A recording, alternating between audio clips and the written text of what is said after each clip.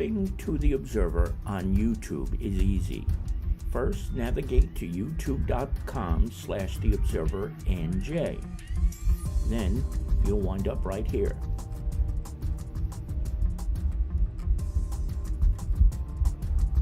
Once there, click the subscribe button. And now you're subscribed. After that, click the arrow and then choose all.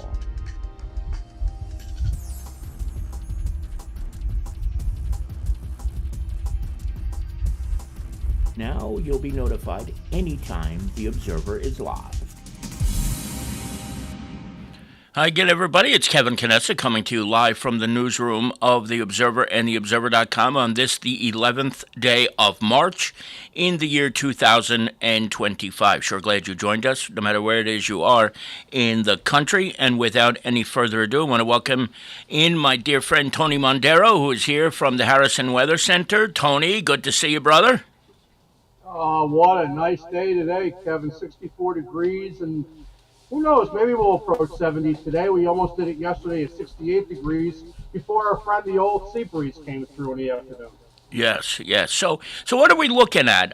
The big day in this neck of the woods is Sunday, but what's the next couple of days and then leading into Sunday looking like so far? Well, Kev, I think we'll get one more decent day tomorrow on Wednesday. Then we go on downhill with a lot of clouds, maybe some areas of fog, maybe even some drizzle, some rain showers from time to time from Thursday right into the weekend. Now for the parade, and cooler too, I must say. It's not going to be near 70. It'll be in the in the upper 40s to low 50s, I'm afraid, with that east wind coming in off the cooler ocean.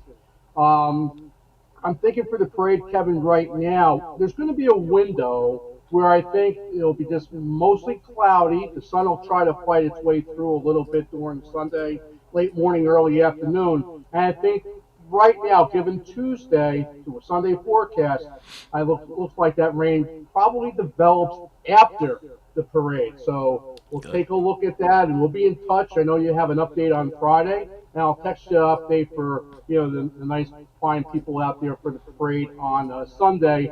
But right now, I would say there's a chance of rain still, but it's not locked in that it's going to be a nice day either. So it can go either way right now.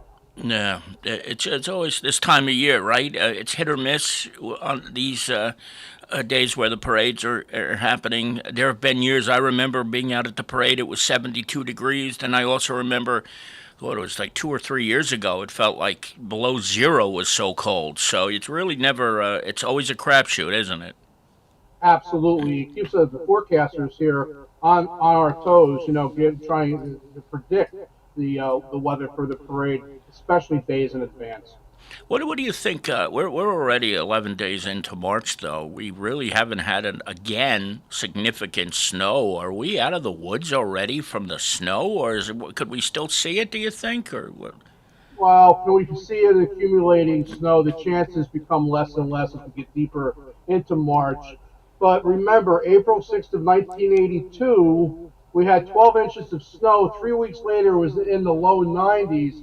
That came off of a year we didn't have much snow back there at that time. So I was a senior back in high school back then in Harrison High, and I remember that vividly, that storm. And that storm came in like a bull out of a china shop, accumulating 1 to 2 inches an hour. And our good friends at the Harrison DPW were doing snow removal by late morning all around town, removing cars, removing the snow off the streets.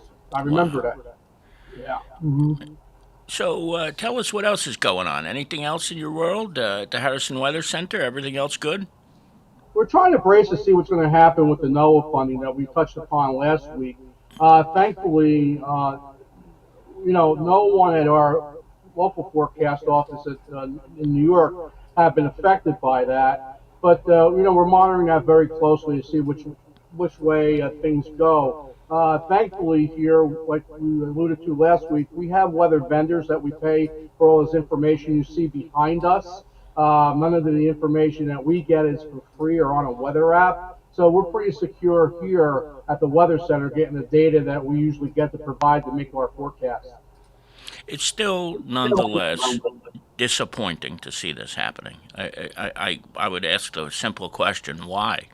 And nobody seems to have an answer. Why would you want to lower the funding to NOAA and the important work that's being done there? And there's just no logical answer, is there? I mean, because if there is, I want to hear it. Well, from what I understand too, they're going to start to maybe touch the scientific experiments that we do for the weather in the background too, like the people down at the National Severe Storms Laboratory that do experiments to try to improve our radar, improve our forecast. To find people at the National Hurricane Center, the NOAA Research Division down there. We can't have that interrupted. If we do, it could mean even worse forecast information at times. Because remember now, like we were alluding to last week too, Kev, with your app saying, 2 inches of snow, and then the next hour it's nothing. That's all driven by computers and by research and by different applications, and we want to try and see that improve. Unbelievable. If you're just joining us, Tony Mondaro, the longtime director of the Harrison Weather Center, is here with us. And on the way out here, is there anything else you can think of that you want to share that you haven't yet?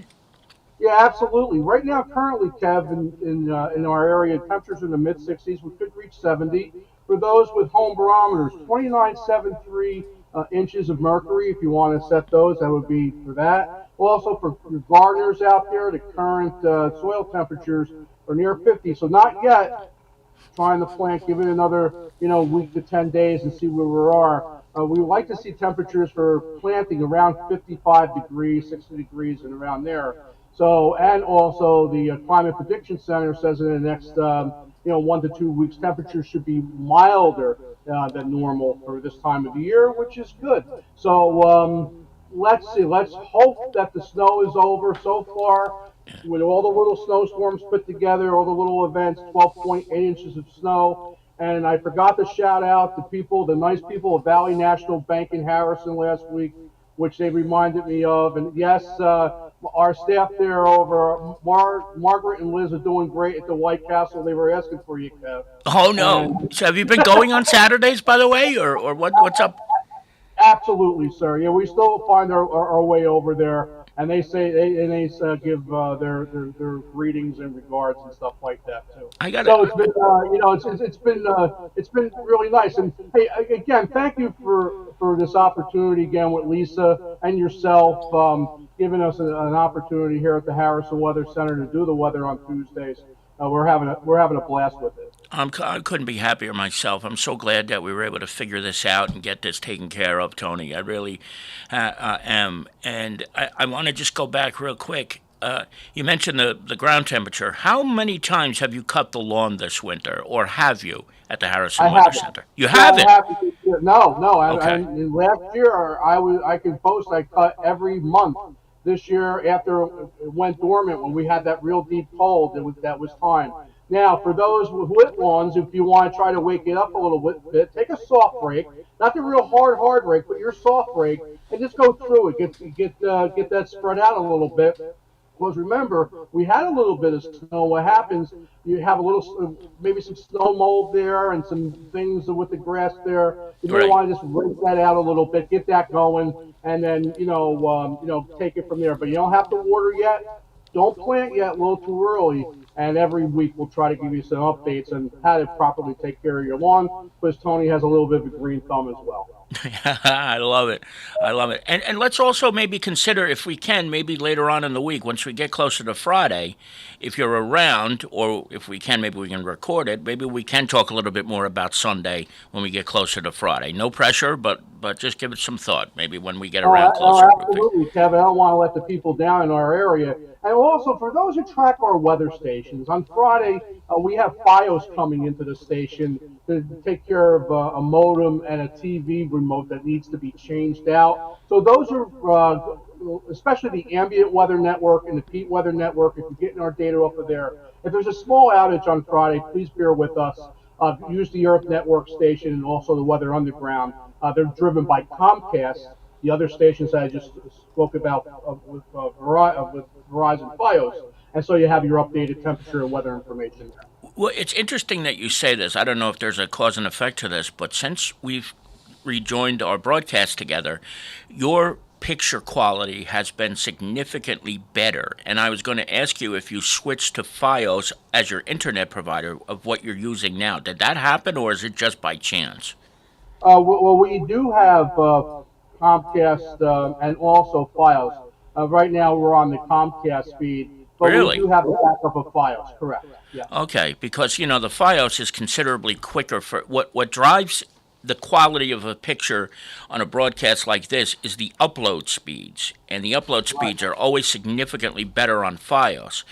And I don't think that you've ever been clearer. In fact, you've got a full 720p resolution where it used to be sometimes 360 or 480. So I'm really happy. Whatever it is, keep it going because you look great on the screen. Thank you. Thank you. And I saw Dan Prati in there, Mayor of North Arlington. Hello, Dan. How are you? And the wonderful people at North Arlington. I'll tell you, Kev, not too many people know, but I retired back in July from EMS in the borough of North Arlington. And what a wonderful experience for 33 years I spent with the emergency medical service. I wouldn't do it any other way. And I have to thank Dan, the mayor and council, and also the residents for having me for those 33 years. And I do miss it to this day. Well, I'll tell you what, it's probably not the same. No, it's definitely not the same without you. I wish you were still there, Tony, but you deserve your retirement. So we'll leave it at that. But truly, 33 years, did you say it was? Was it 30? Yeah, Yeah. 3 years with the paid, and I spent 10 years with the volunteers. So a total of 43 awesome years over there. 43 years. You're not going to find anybody more dedicated than that. Thank you so much for that and for what you do for the Harrison Weather Center, what you do for all the communities around here, for the town of Harrison. I could go on and on and on forever. And more importantly, thank you for your friendship. It means the world to me. Thanks, Oh, Tony. absolutely, Kev. Have a good show, and remember, folks, like and subscribe. Keep us going there.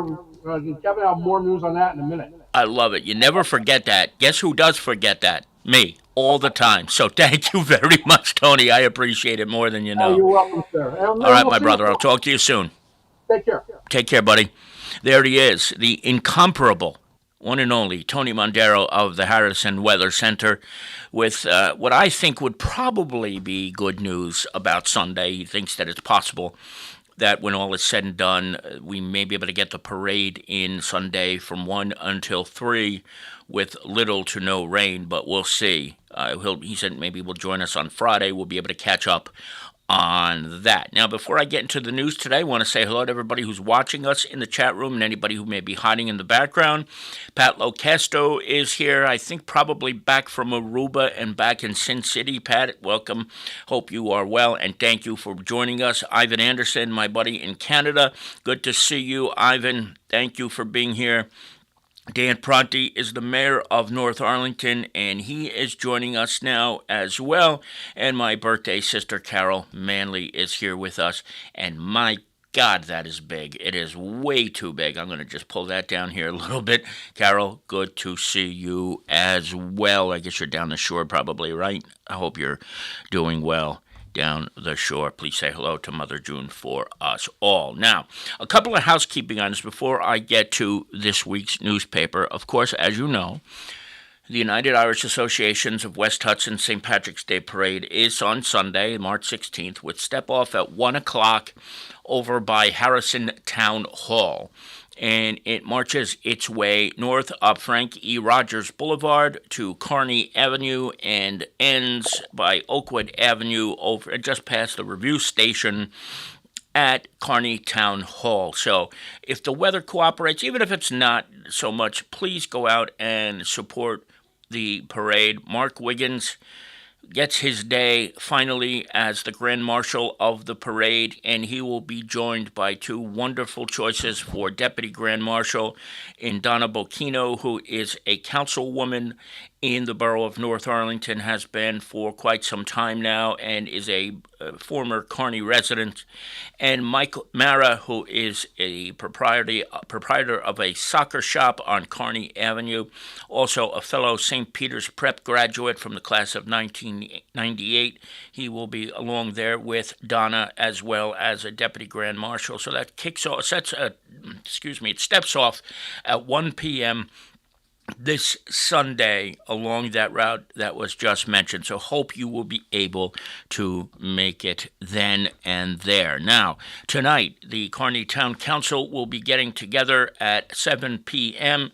And at the meeting tonight, it is expected that retired Kearney Police Chief George King will be appointed the new business administrator for the town of Kearney. George is extremely deserving of this. I don't want to beat the same topic to death, but my understanding is that he should have no problem with the vote from the town council when all is said and done tonight at 7 o'clock, and he will ultimately take the position come the 1st of April, because when he will take office after the current business administrator, Stephen Marks, heads off into the sunset and goes to the town of Montclair, will be the township manager there. He was hired a couple of weeks ago, and fortunately for the town of Kearney, George was available for this position. He's very, very well qualified for this. And I'll tell you what, when you think about this, there are very few people who have the type of experience necessary to run a town like this. But George is one of those people. He has already led a department of well over 100 men and women in the police department. So if you add on the bigger departments in the town, which include the fire department, the DPW, and then the rest of the township employees, George has got the experience as somebody who is very adept at managing large numbers of people, which of course is what he's going to have to do as the business administrator come April 1st. But I hope you'll check it out.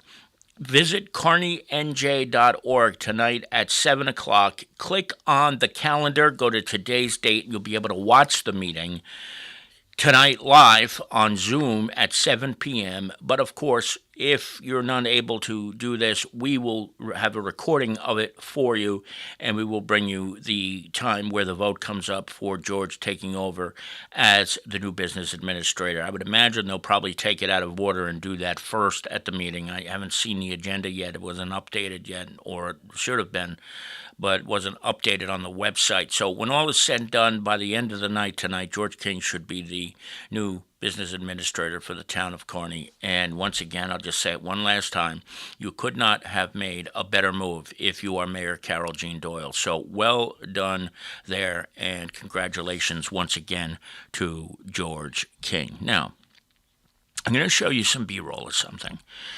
These are photographs that I took back in 2020, 5 years ago. And one of them, I'll explain to you all the pictures in a minute, but there's a reason why I am showing you this, and that is because March 11th, 2020, 5 years ago today, was the day that everything sort of changed when it came to COVID-19. Because this was the day where the NBA shut down, then the NFL, the NHL, and also Major League Baseball, and then from there, all the closures and staying at home and sheltering in place and social distancing all became an issue 5 years ago today. You know, we knew about it before that, but it's hard to believe that it's been 5 years since all of this happened. So let me show you some of these pictures. Just bear with me for a minute. Now, these pictures were taken mostly in March and April, and I remember Purell being so hard to find. And no matter where you went for looking for it, at first there was none. But everybody kept saying you need to have hand sanitizer when you're home and no matter where you're going, and you had to keep your hands clean and wash them constantly. Do you remember that? But do you remember how hard it was to find hand sanitizer in the beginning, and then as time went on? It is remarkable that we made it through all that time, but that's exactly what was happening at that beginning stage. And, you know, I'm looking at some of these other pictures that you're seeing. This was taken at a Target in Rockaway, New Jersey, and this was the cafe right by there. All the tables upside down. That was Elm Street, over across the street from the Greeks. cars not to be found, it was not because of street cleaning. There was just nobody around so often. And you see in that picture, there's one person riding on a bike. I will never forget that day, standing in the street taking that picture. And then here, the flag at half-staff at Harrison High School, just a couple of days after everything hit, and there was no kind of concept of where we were going to go and what we were going to do. They were still working on the plans for home education and Zoom education and things of that nature, and it was just such a wild time in our lives, and not everybody survived it. This is perhaps one of the most gut-wrenching photos I have ever seen, though, and I forgot I had this. There's a priest in this picture and a woman whose husband is inside that casket. There were two people in that room. I believe this photo was taken at the Holy Cross Mausoleum in North Arlington. And at the time, the priest isn't wearing a mask because it was before masks became a thing. And this poor woman had to bury her husband, and no one else was allowed to come in during the commission ceremony, which is what you're seeing right here. And what an incredible thing that was when you think about it. Like, so many people couldn't even say goodbye to their most cherished loved ones. I don't know how people survived that. And it lasted a while, too. When I remember the cardinal was, you could only have a certain amount of people in the cemetery, even though social distancing was a possibility and all that stuff. But we did get through it. And as Carol Manley said, it was like living in an episode of The Twilight Zone, one that just never, ever ended. But do you know that throughout that time, especially in 2020, we never stopped. We were open. We didn't let anybody in the office for a long time. The doors were always locked, but we still got the newspaper out each and every week. I thought for sure we would miss a week or two at some point in time, but we never missed a week. We were able to keep it going through the pandemic, and it was not easy. It certainly wasn't easy because, this is why I learned so easily how to do interviews over the phone, and thank God I've always enjoyed and preferred doing interviews over the phone because you couldn't cover anything. You couldn't be at any events. And to this day, I sort of followed that. But we were lucky because we were able to be open. The governor made exemptions for newspapers and things of that nature, so we never had to close. But we always got the newspaper out during that period of time. And, man, too many deaths, way too many deaths after COVID-19. Entirely too many people lost their lives during that period of time. I hope we never, ever have to go through it again in our lifetimes. But there it is. That is it. That was all hard to believe beginning 5 years ago today. And that feeling, I can feel it when I stop and think about it. Remembering, would we be dead soon? I thought for sure I was a goner. I really did.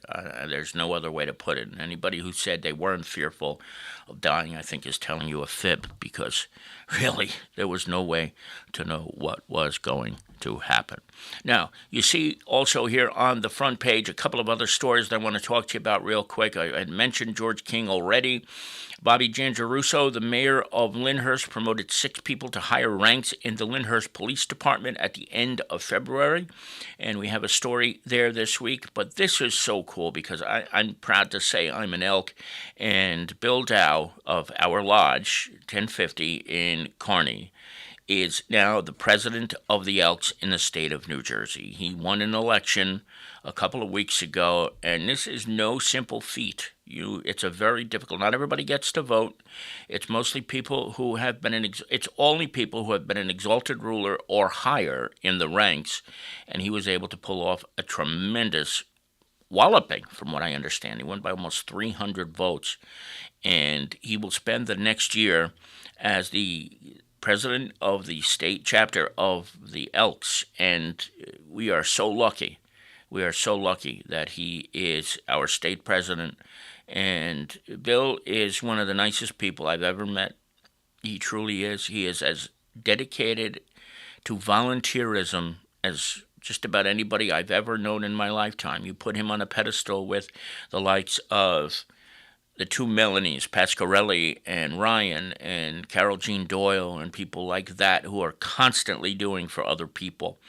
Bill is right up there. And so we are very, very fortunate to have Bill as the state president of the Elks in the coming year. So, Billy, congratulations to you. I know you and Melanie Pasquarelli worked extremely hard campaigning. Some days, Melanie told me they were in Cape May County, then they'd be in Morris County, and just a couple of hours later. So, thank God Bill likes to drive, because he certainly did his share of driving up to this day. So, Billy, congratulations to you, and thank you for all your dedicated work and service to the Elks, to the town of Kearney, and now to the entire state of New Jersey. Very well done, my friend. Don't forget, we also have 2 pages of classifieds. There's a lot of apartments available right now in Kearney. Not sure why this is happening, but there are a lot of apartments. So if you are an independent millionaire, you should be able to rent one somewhere in Kearney or anywhere in the area. Check it out in this week's edition of The Observer. And if you're looking for a job as well, you should be able to find one, hopefully one that pays well enough to afford one of these apartments that are available in these ungodly rents that are being charged in Kearney and in this vicinity. And that's it. Manny Ventoso is with us here. Manny, good afternoon, brother. Good to see you, buddy. Hope you're having a good day.